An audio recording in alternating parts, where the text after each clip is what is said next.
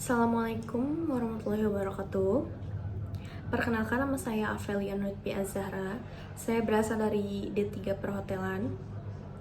Saya di sini akan memaparkan tentang hasil riset saya tentang sumber hukum Islam. Yang saya ketahui, sumber hukum Islam dipergunakan sebagai pedoman ataupun rujukan bagi muslim ketika menjalani kehidupannya di dunia ini. Jadi umat Islam tuh harus tahu sumber agama yang kita anut tuh dari mana sih gitu.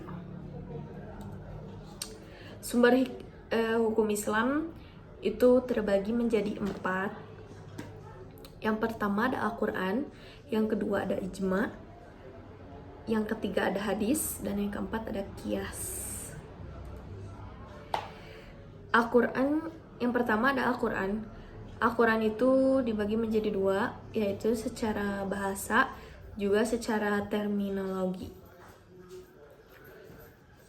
Secara bahasa atau etimologi, Al-Quran berasal dari bahasa Arab, yakni merupakan suatu jamak dari masdar fi'il, yaitu qara, yaqra, Qur'anan, yang artinya bacaan atau lebih mudahnya sesuatu yang dibaca berulang-ulang.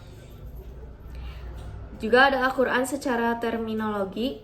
Dalam pandangan Islam, Al-Quran adalah kitab suci seseorang yang menganut agama Islam yang di dalam bentuknya berisi firman Allah, firman atau kalam Allah yang diturunkan Nabi Muhammad SAW sebagai mukjizat dengan disampaikan dengan jalan mutawir, dan bagi yang membacanya adalah ibadah. Apalagi ini di bulan suci Ramadan ya. Al-Quran tuh membaca Al-Quran tuh sangat pahalanya sangat banyak banget. Kerasa sama saya sendiri setelah membaca Al-Quran tuh semua masalah tuh jadi agak ringan gitu. Beda sama kita kalau tidak membaca Al-Quran. Yang kedua, sumber hukum Islam juga ada dari hadis. Hadis itu apa sih ya? Kadang hadis itu selalu didebatkan oleh umat Islam karena berbeda pandangan menurut ulama. Karena perbedaan ulama itu, jadi isi di dalam hadisnya berbeda-beda. Di sini hadis adalah satu dari 4 sumber hukum Islam yang disepakati para ulama. Hadis menjadi rujukan bagi umat muslim untuk menjelaskan hukum-hukum yang terdapat di dalam Al-Quran. Jadi setelah Al-Quran itu ada hadis, karena hadis itu menjelaskan apa yang ada di dalam Al-Quran. Jadi lebih dalam lagi itu dijelasinnya di dalam hadis. Fungsi hadis juga ada 4. Yang pertama ada bayan at-takrir, yang kedua ada bayan at-tafsir, yang ketiga ada bayan at-tashri', dan yang terakhir ada bayan an-naskh. Terus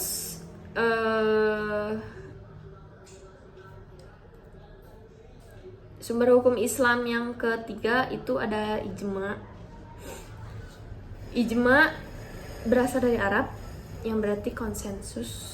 Istilah ini berasal dari kata ajma yang artinya menyepakati. Berarti mengumpulkan atau menggabungkan. Menurut KBBI, pengertian ijma adalah kesesuaian pendapat atau kata sepakat dari para ulama mengenai suatu hal atau peristiwa. Secara etimologi, pengertian ijma mengandung 2 arti. Yang pertama, ijma berarti ketetapan hati untuk melakukan sesuatu atau memutuskan berbuat sesuatu.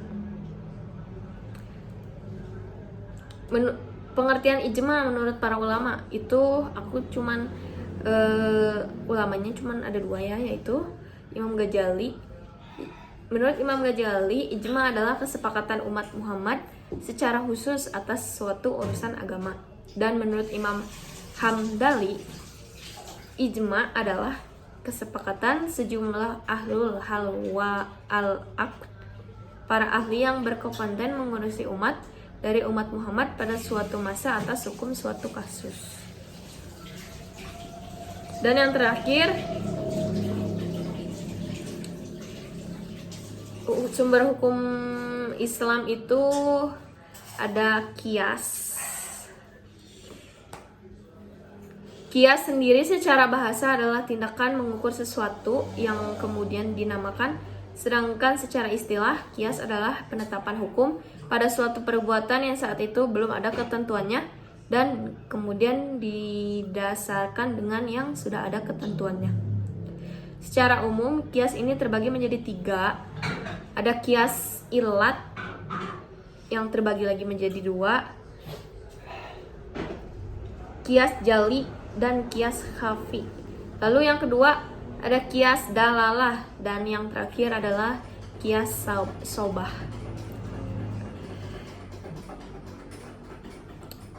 Terus kias juga ada rukunnya, ada 4.